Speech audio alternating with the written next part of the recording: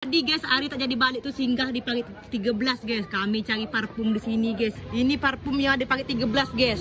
Pokoknya kalau Mika singgah sini, yang Mika tengok pertama abang ini guys. Abang ini guys, masa Aryo kecil dulu. Kan Kak Ros kan? Ini Kak Ros. Ini isteri abang ni guys. Pokoknya parfum ini waktu Aryo sekolah dulu, waktu masih SMP lah ada. Bayangkanlah guys, batilah berpuluh tahun. Kau ibarat katanya orang tembilahan pasti tahu tempat toko parfum ni guys. Akhirnya guys, sekian lama Aryo sebenarnya penggemar abang ini guys. Waktu SMP. Walaupun kita kecil sama, kita pencinta parfum guys. Pokoknya abang ni lah legenda pokok guys. Siapa tak kenal abang ni? Pokoknya Mika nak cari parfum di sini lengkap bang ya. Kios parfum lengkap macam mana Kak? Menyediakan apa aja?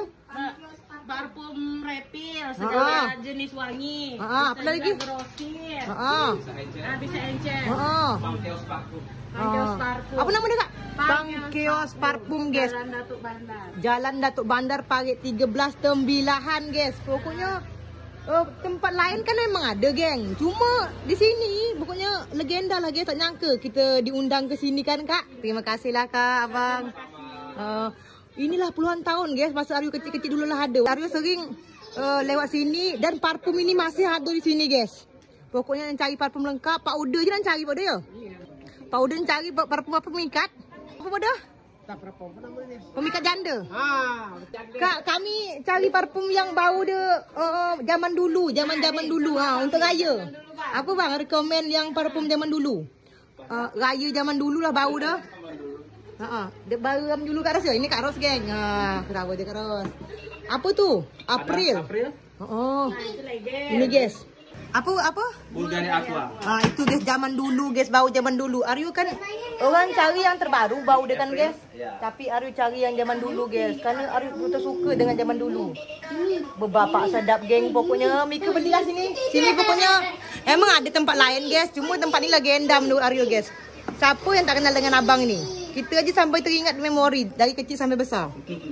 Pokoknya guys, kami tak balik pasal ini lah guys. Walaupun kata orang kan raya jangan berhabis sangat, tapi kalau tak ada parfum guys, hangit kita. Memang legenda Kak Ros ya. Kami je belum diracik deru. Deru tu lah guys. Jadi kita kendian aja kerana kita cari yang bau spesial, betul-betul deru. Guys, Pak Uda dengan Pak Rojai partner nengok orang meracik parfum tu. Bang Heri dia. Ya, kita pilih downhill lagi guys. Pokoknya berlambun macam-macam bau raya ni. Padu 3 macam. Tu guys Kak Dian dia. Menyala parfum dia. Deru betul. Terima kasih Kak Dian. Laris manis. Guys, kita cari parfum kan. Tempat ada di Kak Dian dengan Bang Heri. Malahan kita dibagi belubu guys. Ini bagian Aryo dengan suami guys. Yang Pak Uda ada lagi. Ini Aryo sepil yang punya Aryo dengan suami aja guys. Pada Pak Uda dah kita kasih yang Pak Uda kan. Dah dikasih yang besar nonyang ini guys. Ditambah lagi 4 bau yang beda-beda. Ada lagi kita dapat apa guys. Kuih. Ya Allah baik betul Bang Heri dengan Kak Dian. Lancar selalu rezekinya Kak. Ada juga ini THR. Kuih raya belum raya dah bagi guys. Kita cari parfum tapi dikasih banyak. Masya Allah. Lancar selalu rezeki Kak Dian dengan Bang Heri. Pokoknya raya ni betul-betul menyala guys.